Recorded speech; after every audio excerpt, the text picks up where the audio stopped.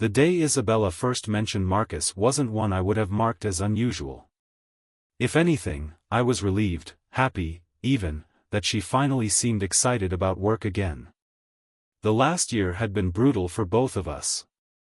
I had lost a job during the downsizing of a major firm in Providence, Rhode Island, while she was drowning in long hours and tight deadlines. We had grown distant, our lives running parallel rather than intertwining under the same roof. But as Isabella spoke about her boss, there was something different in her tone. It wasn't just professional admiration, it felt personal, though I couldn't put my finger on it at the time. Marcus has been incredible, she said one evening over dinner, her dark eyes lighting up in a way I hadn't seen in months. He actually listens. He's pushing for my ideas to be heard, and it feels so validating. I smiled, genuinely glad for her. That's great. It's important to have someone in your corner, especially when it comes to your career. She nodded, but her smile faltered for just a moment before she covered it with enthusiasm. He even suggested I lead a new project. It's huge for my development. I didn't press further, brushing off the flicker of unease I felt. It seemed harmless, or so I convinced myself. Over the weeks, her mentions of Marcus became more frequent, more specific. Marcus thinks I should apply for a senior leadership role. Marcus said I'm undervalued in my current position. The tone in her voice carried a weight that made me uneasy, but I ignored it. I didn't want to seem jealous or insecure. Our relationship had settled into a rhythm over the years, quiet nights at home, long weekends spent watching movies or walking along the coastline. I thought we were solid. Unshakable. But looking back, I can see the cracks were already forming. Isabella started staying late at work more often. Her reasons were always logical and convincing: the team's behind schedule, or Marcus wants me to join a strategy meeting. I never questioned it because I knew how ambitious she was and admired her drive. But her absence began to feel more profound. One night, while waiting for her to come home, I scrolled through old photos of us, a weekend road trip to the White Mountains, our honeymoon in Santorini, her radiant smile at our wedding in Providence. I couldn't shake the feeling that the woman in those pictures was slipping away from me.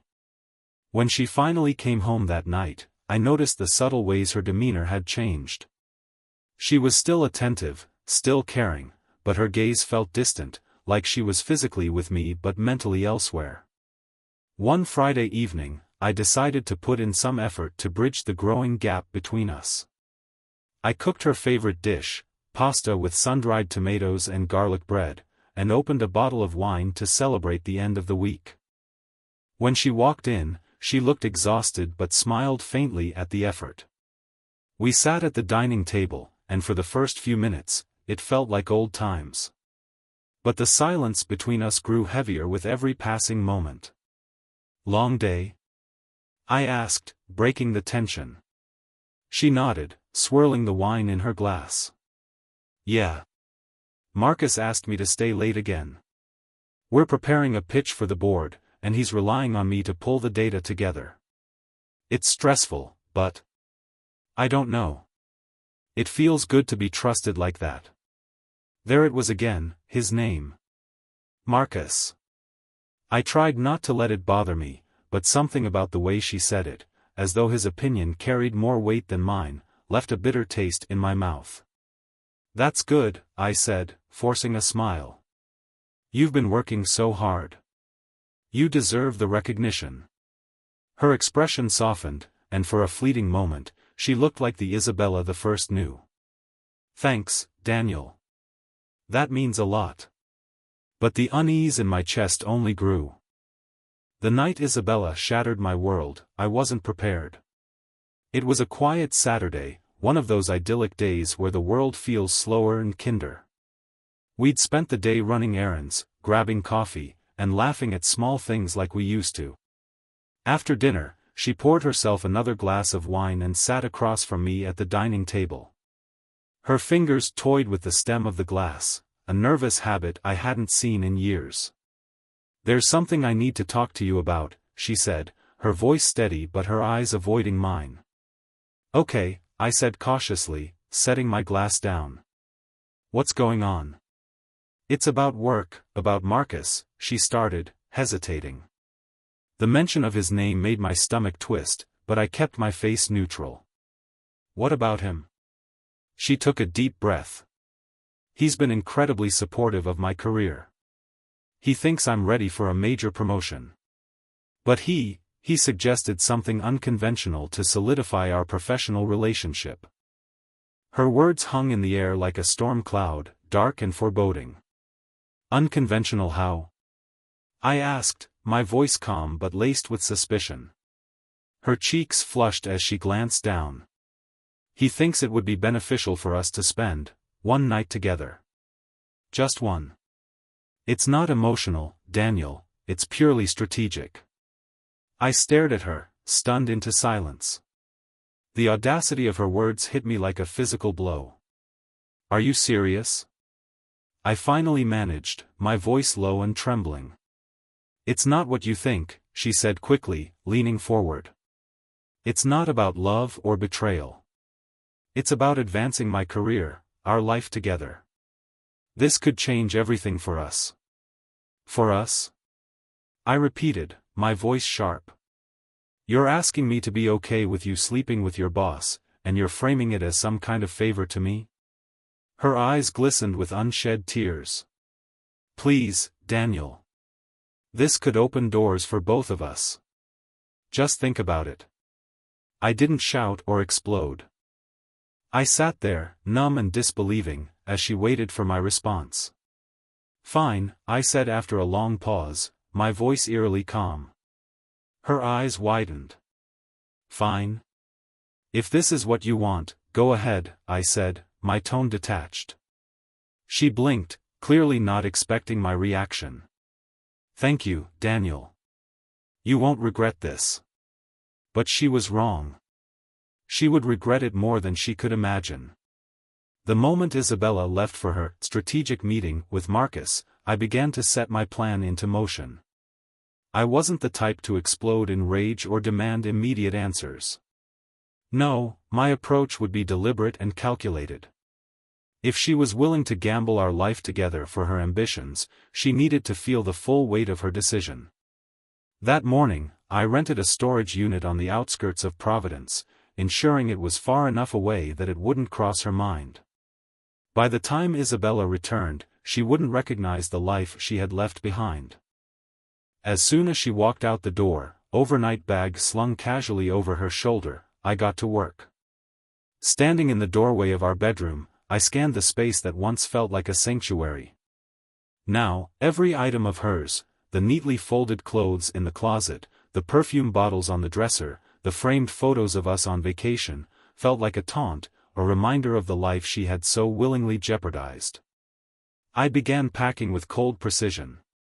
Her clothes were folded and boxed in silence, her jewelry carefully wrapped in tissue paper. By midnight, I had removed every trace of her from our home. The boxes filled the trunk of my car, and under the cover of darkness, I drove to the storage unit. As I locked it and slipped the key into my pocket, a strange sense of clarity washed over me. She thought she was in control. But she underestimated me. The next step required focus. I wasn't going to rely on emotion or accusations. I needed proof, indisputable evidence that would lay bare her betrayal. Earlier that week, I had synced her phone to my laptop, ensuring I had access to every text message she exchanged. Sitting at my desk, I began sifting through her conversations with Marcus. The messages were worse than I expected. Plans for their strategic night at the Aldridge Grand Hotel, jokes about how naive I was, and Marcus's promises of promotions in exchange for her loyalty. Every word felt like a dagger, but I forced myself to stay focused. The first email I composed was to her parents. I kept it respectful but direct. Subject: something you need to know. I thought you should be aware of the choices Isabella has made and how they've affected our marriage.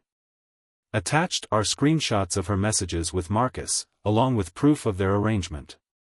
I know this isn't easy to read, but I believe you deserve the truth. The second email was more personal. It was addressed to Marcus's wife, Emily. Subject: The truth about Marcus. Dear Emily, I'm reaching out because I believe you deserve to know what's happening in your marriage. Tonight, my wife, Isabella, and your husband, Marcus, are spending the night together at the Alderidge Grand Hotel, room 312. Attached are their messages and proof of the reservation. I'm deeply sorry to bring this to you, but I felt it was the right thing to do. When I hit send, I imagined the chaos that would follow. I wasn't just exposing their betrayal, I was dismantling the carefully crafted facade they had built. The next morning, Isabella walked into the house with a forced casualness, her overnight bag still in hand. She tried to mask her nerves, but I could see the tension in her posture. "Good morning," she said, her voice too light to be natural.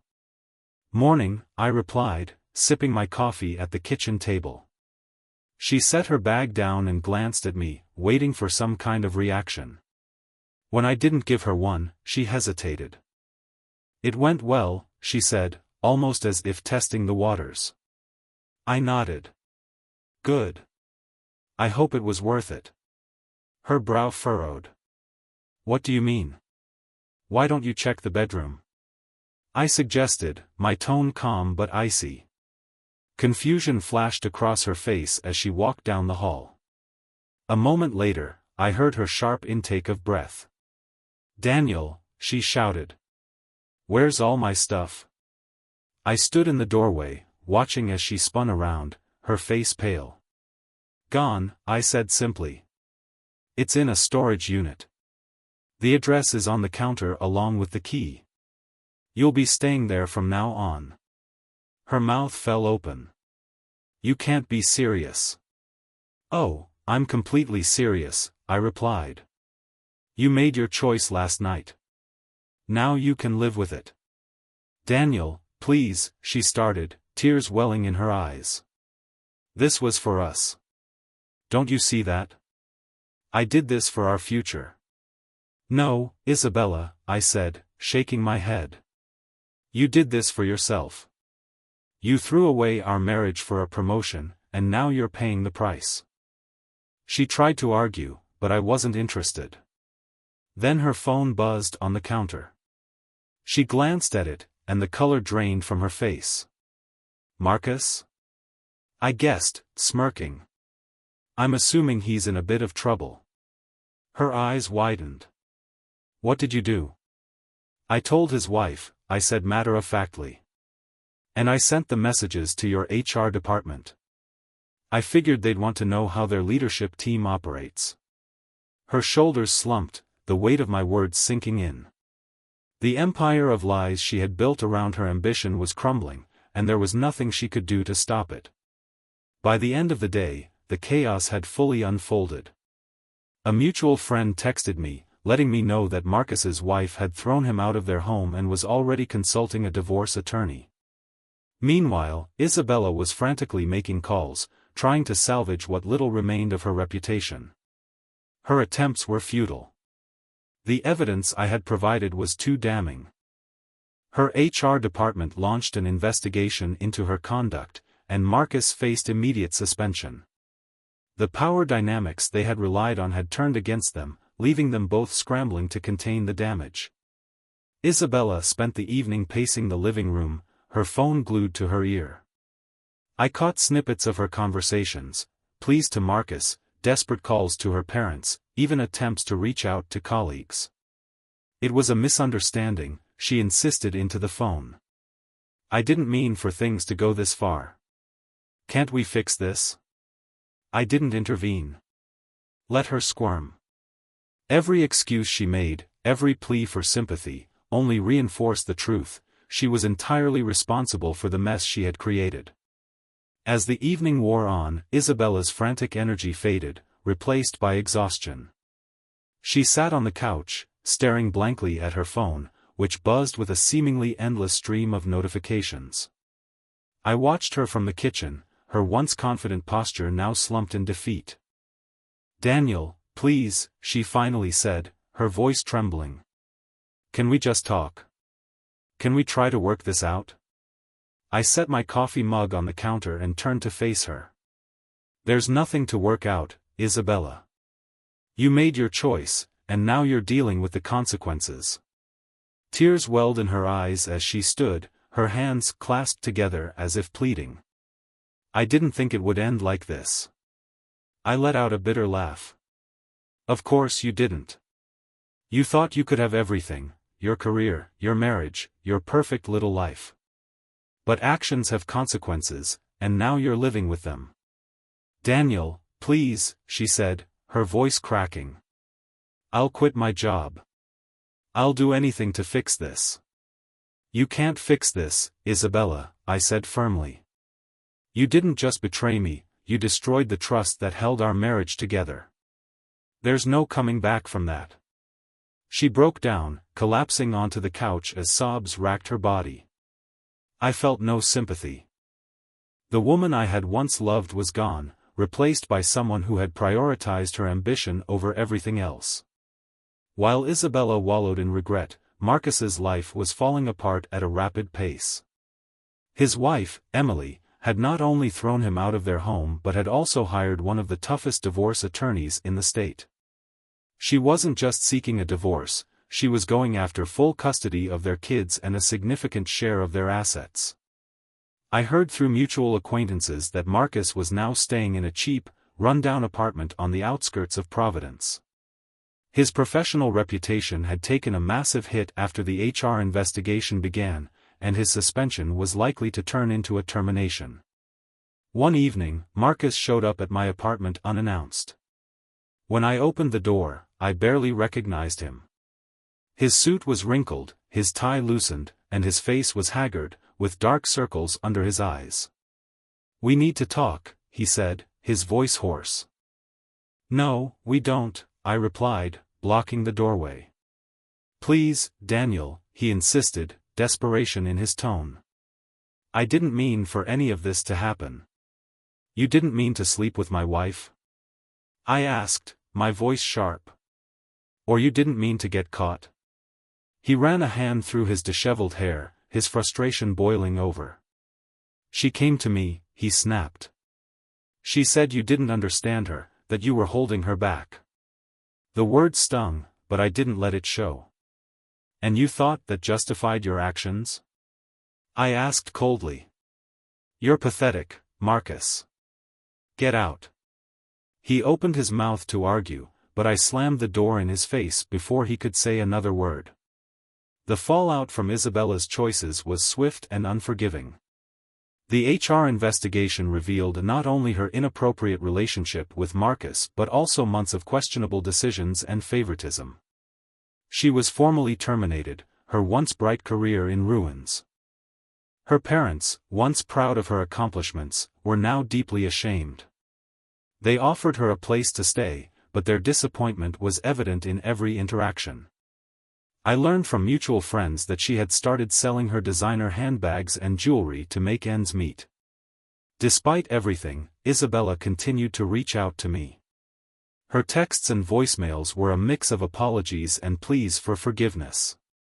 One message read, "Daniel, I know I hurt you, but please believe me when I say I never wanted things to end like this. I miss you. I miss us. Please give me a chance to make this right." I didn't respond. Her words meant nothing to me now. The divorce papers were already in the hands of my lawyer, and I had no intention of looking back. With Isabella and Marcus fading into the background, I focused on rebuilding my life. My new apartment was small but cozy, a space that felt entirely my own. I filled it with things that brought me joy, houseplants, books, and photographs of places I dreamed of visiting. I joined a local hiking group, finding peace in the quiet beauty of nature. Meanwhile, Emily, Marcus's wife, was thriving in her newfound independence. Her lawsuit against Marcus's company gained traction, and she received a settlement that made headlines. She called me one evening, her voice filled with satisfaction. "We did it," she said. "They thought they could sweep this under the rug, but we made them pay." "Good," I replied, a smile creeping onto my face. You deserve this. We kept in touch, our shared experiences creating an unexpected bond. At first, it was purely platonic, phone calls to vent, texts to share updates. But as time passed, our conversations became more personal. One evening, Emily invited me over for dinner. It's not a date, she assured me, laughing. Just two people who've been through hell trying to unwind. But as we talked over wine and shared stories, I realized how much I enjoyed her company. Emily was sharp, funny, and unflinchingly honest, a refreshing change from the deceit and manipulation I had endured. As the evening wore on, she raised her glass. To freedom, she said, her eyes glinting with warmth. To freedom, I echoed, clinking my glass against hers. For the first time in years, I felt a sense of peace. The shadows of betrayal and heartbreak no longer loomed over me. I was free, free to rebuild, free to hope, and free to love again. Emily's lawsuit against Marcus's company concluded with a significant settlement that became the talk of Providence. Not only did she secure financial compensation for the negligence that allowed Marcus's behavior to go unchecked, but the case also exposed a toxic work environment within the company. Emily's determination turned her into a local hero, and I couldn't help but admire her strength. "Thank you for everything, Daniel," she said one evening during a phone call. "If it weren't for your help, I might not have had the courage to see this through." "You didn't need my help," I replied with a smile. "You're the strongest person I know." Her laugh was warm and genuine. "Still, you gave me the push I needed." Her victory felt like closure, not just for her but for me as well. Marcus had been publicly disgraced, and Isabella's actions were no longer my burden to carry. A few weeks later, I received a voicemail from Isabella. Her voice was quiet and almost unrecognizable, filled with regret and desperation. "Daniel, I know I don't deserve your forgiveness, but I just wanted to say I'm sorry. I ruined everything, our marriage, my career, my life. I hope someday you can find it in your heart to forgive me. I hope you can be happy." I listened to the message twice before deleting it. Her words didn't stir any emotions in me, not anger, not sadness, just emptiness. Whatever connection we once had was gone, and no apology could bring it back. Life began to feel normal again, though it was a new kind of normal, one that didn't include betrayal, lies, or manipulation. I threw myself into hobbies I had long neglected. Cooking classes became my escape, and hiking brought me a sense of peace I hadn't felt in years. Emily and I continued to grow closer. What started as mutual support in the aftermath of betrayal slowly blossomed into something deeper. We didn't rush into anything, but with every shared meal, every late-night conversation, and every quiet moment spent together, I felt a part of myself healing. One evening, as we sat on her porch watching the sunset, she turned to me with a thoughtful expression. "Do you ever think about what happened?" she asked. "Sometimes," I admitted. "But not in the way I used to. It doesn't hurt anymore. It feels distant, like it happened to someone else." She smiled softly. "I feel the same way. It's strange, isn't it? How something so painful can fade." "It doesn't just fade," I said, raising my glass. "It gets replaced by something better." We toasted to the future, the warm glow of the sunset reflecting in her eyes. The scars of betrayal didn't disappear overnight, but they became a part of my story, a story of resilience, growth, and rediscovery. Emily and I didn't just move on, we moved forward. Together, we built something real, something honest, something untainted by lies. Isabella and Marcus became nothing more than distant memories, whispers of a life I had left behind. Occasionally, I heard snippets about them through mutual acquaintances. Marcus was struggling to rebuild his career, weighed down by legal fees and the consequences of his choices. Isabella had relocated to a smaller town, attempting to start over in an entirely new field. Neither of them held any power over me anymore. As I stood at the edge of a trail one morning, the crisp air filling my lungs, I reflected on how far I had come. The man who had been broken by betrayal was gone, replaced by someone stronger, someone wiser. This was my life now, free from lies, filled with possibility, and shared with someone who truly understood what it meant to rebuild. If I've learned anything from this experience, it's that betrayal doesn't define you, it tests you. It pushes you to the edge, but it also shows you what you're capable of. And if you're willing to fight through the pain, you can come out the other side stronger than ever. To anyone facing their own storm, don't let it break you. Reclaim your life, piece by piece, and never settle for anything less than the happiness you deserve. This was my journey, and it's only the beginning.